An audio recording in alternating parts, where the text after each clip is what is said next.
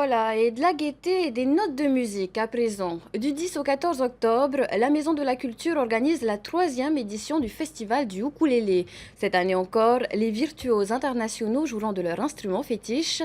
Thomas Chabrol et Jeanne Tinoroy nous racontent la place de cet instrument, passeport de la convivialité dans le quotidien de nos îles. Regardez. En écoutant ce son, ce professeur de ukulélé entend l'âme des Polynésiens.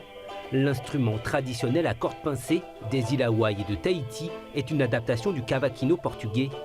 Il existe aujourd'hui sous différents modèles et parce qu'il fait partie du patrimoine musical du Fénois, il mérite son festival. Ça donne un nouveau souffle à l'instrument en question et c'est encore plus vrai pour le ukulélé tahitien à proprement parler qui comme tu disais, est devenu un passeport pour fédérer le peuple, pour fédérer les Tahitiens, pour fédérer la fête et tous ceux qui l'aiment. Cette retraitée suit des cours pour faire progresser sa technique de frappe. Passionnée par l'instrument, elle en joue depuis l'âge de 7 ans avec toujours autant de passion. C'est comme une thérapie. Ça me permet d'être bien. Il y a des moments où je ne me sens pas bien parce que les soucis de la vie, quand je prends cet instrument et je joue, ça me détend et ça me fait sentir bien.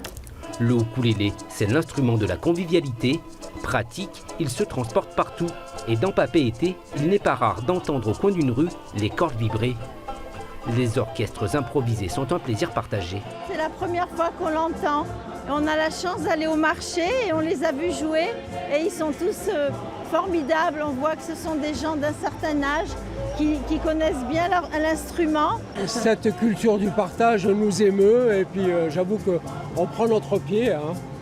La musique polynésienne, il ne faut pas l'oublier. Il faut ancrer ça dans notre cœur et corps et âme. Ça, c'est sûr que ça fait du bien.